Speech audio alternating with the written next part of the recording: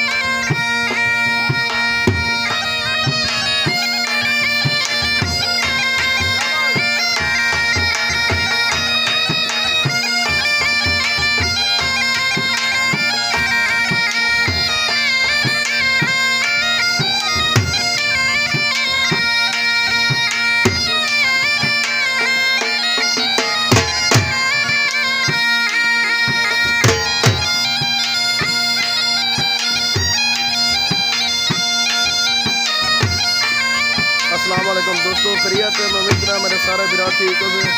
मैं भी थोड़ी दुआ ठीक हाँ।